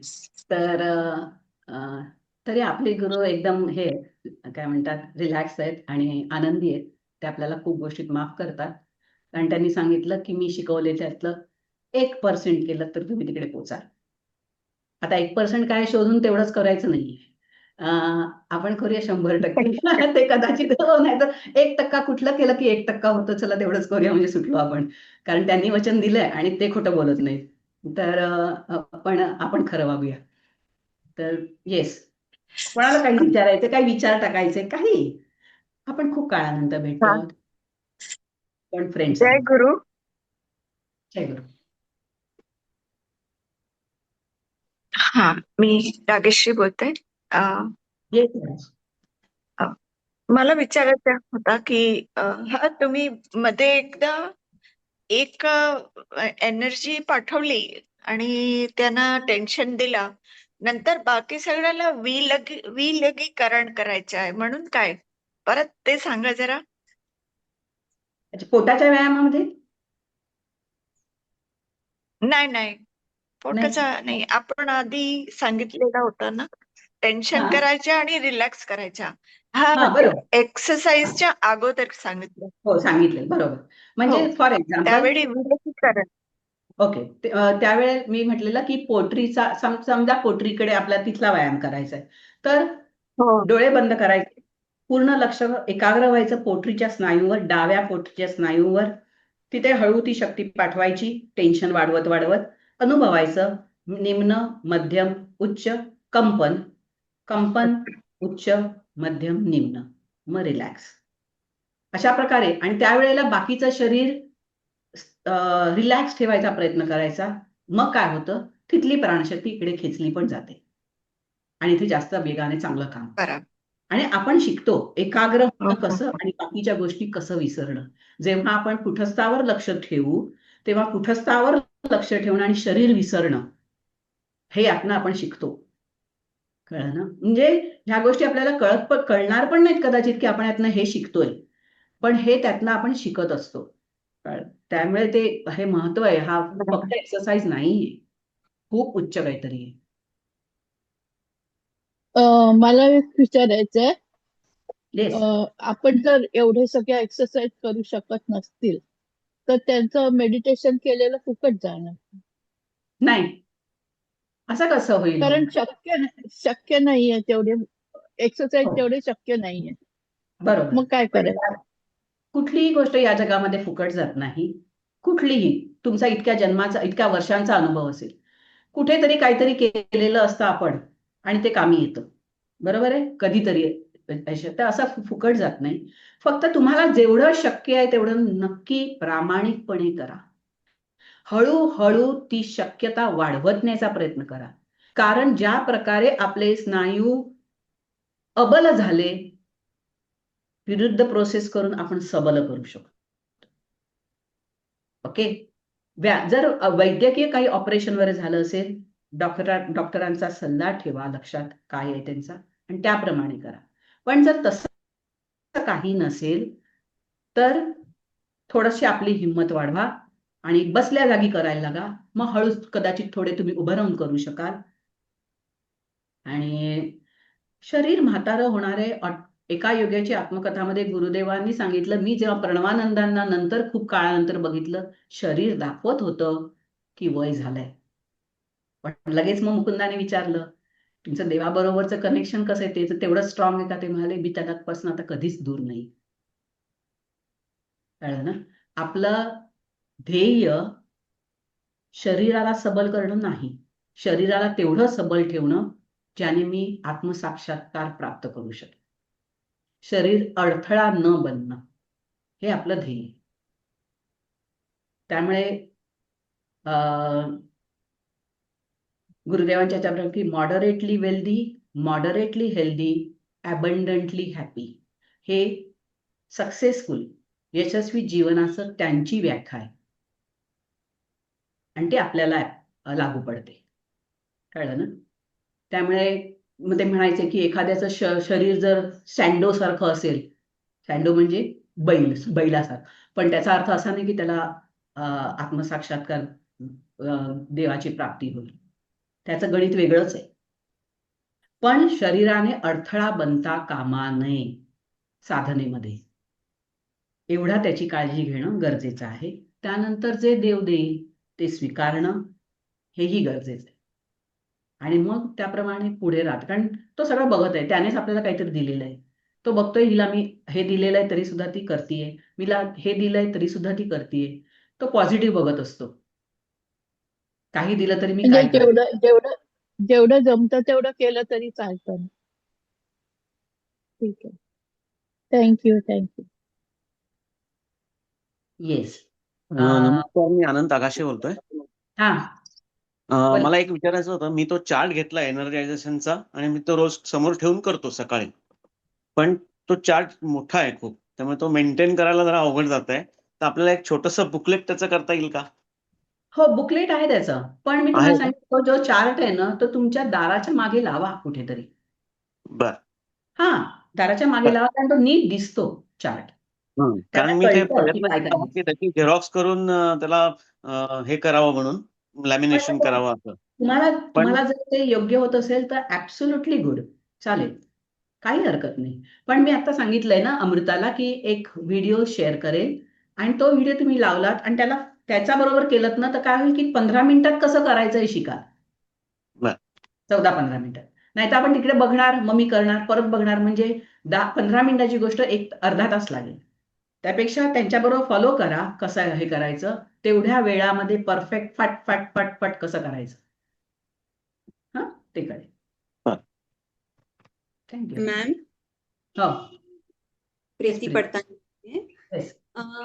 मॅम मला एक सांगा ना, जो आपण आज घेतलं ना एनर्जायझेशन एक्सरसाइज, एकदम डिटेलमध्ये कळले, म्हणजे करतो आहोत आपण, पण तुम्ही अगदी डिटेलमध्ये. तसंच तुम्ही प्रत्येक टेक्निक असं डिटेलमध्ये घेणार का? हॉंगसॉ, ओम टेक्निक. हो, नक्की करूया ना. आणि हो, मला म्हणजे असं म्हणायचं, तुम्ही जसं आज सांगितलं ना की एनर्जायझेशनचा व्हिडिओ बनवू, तसं पूर्ण क्रियेचा पण पूर्ण अमित क्रियेचा गुरुजींनी. मला वाटत नाही हॉंगसॉचा, कारण हॉंगसॉ करताना तुम्हाला आतमध्ये काय चाललंय दिसत पण नाही. एक तुम्हाला आपल्याला दिसेल की ती व्यक्ती बसलेली आहे ध्यानामध्ये. ओम टेक्निक मध्ये तुम्हाला पोश्चर कळेल, येस, कशा प्रकारे बसायचे, म्हणजे मुद्रा कळेल बेसिकली. क्रियेमध्ये पण कळणार नाही, पण जसं आहे तसं करू, जेवढं शक्य आहे तेवढी 100% मग करू ज्यांना. त्याच्यात कळायचं तसं नाही, नाही. एक जो सिक्वेन्स असतो ना प्रॉपरली, हा. तसे जस्ट आता जे क्रियाबान होती त्यांना काय होतं, सेकंड डे जेव्हा क्रिया मिळते, सेकंड डे पासून ते इतके कन्फ्युज होऊन जातात. माझ्यावरून सांगते, म्हणजे मला सेकंड डे असं झालं की बापरे एवढे टेक्निक्स, आणि मी आता कशी करेन सगळं. पण आपण हे गाईडलाईन असतं ना की आता हॉंगसॉ करा 10-15 मिनिटं, नंतर ओम टेक्निक करा, नंतर हे ओके. करा, आणि नंतर सायलेंट, सिट इन सायलेन्स, असं जर ओके. आपण पूर्ण एक व्हिडिओ बनवला तर व्हिडिओ नाही, आपण साधनाच घेऊया ना, काय हरकत. चालेल. खूप होय की छान, नाही? म्हणजे खूप ते छान. जास्त हा. हे व्हिडिओ हो मॅडम. कारण प्रत्येक वेळ त्याला एक वेगळा गायडन्स आहे प्रत्येकाच्या, किती वेळ अवेलेबल असेल याच्यानुसार. कळलं ना? करूया ना 100%. हा, थँक्यू. हे हो, संडेला खूप घेतलं ना तुम्ही, खूप असंच काही. हो, आपल्या अमृता सगळं लिहून घेत आहे. तुम्ही काय खूप बोलताय? बरं होईल मॅडम असं केलं तर. कारण का माहितीये, ते मग एक थोडं थोडं म्हणजे राहत राहत जातं असं. म्हणजे तुम्ही जर सुटत जातं. प्रॅक्टिकल हो, बरोबर. दाखवलं ना, तर ते एकदम बरं वाटतंय असं. म्हणजे मी केलं त्याला 4 वर्ष झाली. तुम्ही मी पहिल्या बॅचला तुमच्याकडे होता माझ्या, मला आठवते. पहिल्या बॅचला मी होते. आता आता थोडं थोडं सुटत जातं मग. म्हणून परत दाखवलं एकदा. मध्ये मध्ये तर तुम्ही 12 वाजता ठेवलं होतं बघा मेडिटेशन. तेव्हा 12 वाजता मी बसून करायचे त्यांच्या बरोबर. हो. पण नंतर मग थोडं सुटत जातं. तर ते एकदा पूर्ण आता जसं दाखवलं तसं मेडिटेशनचा पूर्ण दाखवा. Okay, sure. नक्की लक्षात ठेवूया आणि करूया. आता कोणतरी हात वर केलेला, मला हा, वाटतं. नमस्कार. Yes, yes. हा, 24 साली एक 4 आठवड्यांचं एक वर्कशॉप घेतलं होतं, आणि त्याच्यात बरीच चर्चा झाली. आणि त्यावेळेला अमित पुरोहित असं म्हणाले होते की आपण एक 2 दिवसाचं स्वतंत्र वर्कशॉप घेऊया, म्हणजे एकत्रित कुठेतरी, आणि ते ठिकाणी त्यांनी सांगितलं. पण नंतर 2 वर्षात ते काही झालं नाहीये. तर त्या दृष्टीने काही आपल्याला प्रयत्न करता येतील? मी थोडंसं लक्ष घालते याच्यात.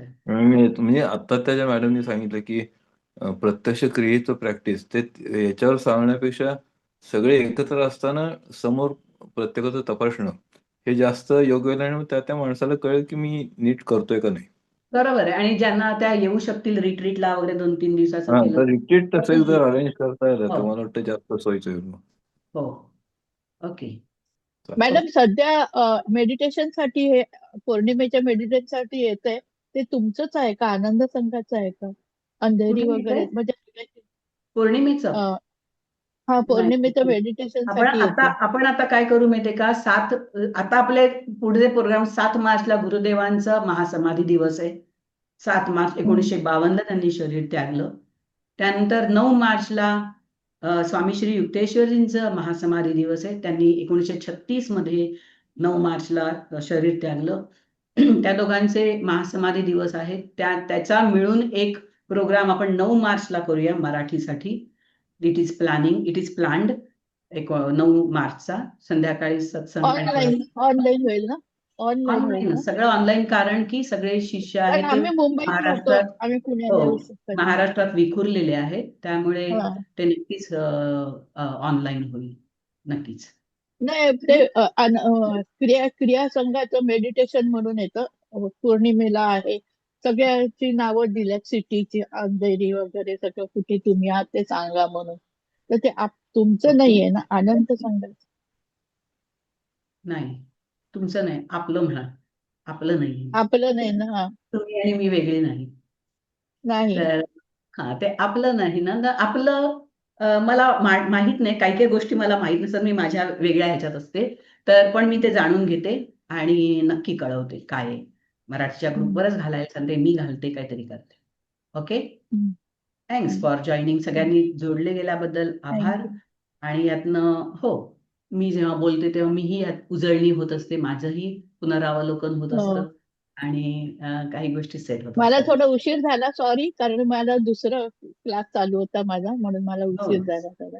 नो, काही हरकत रेकीचा क्लास चालू होता, म्हणून मला येस. उशीर झाला. ओके, चालेल. जय थँक्यू. गुरु. आणि धन्यवाद. पुन्हा जोडल्याबद्दल आणि जय सगळ्यांना गुरु, जय गुरु. बघितल्याबद्दल थँक्यू. आनंद धन्यवाद, होतो. धन्यवाद. धन्यवाद. तुमचेच धन्यवाद मॅम. गुरुदेवांचे धन्यवाद. चला.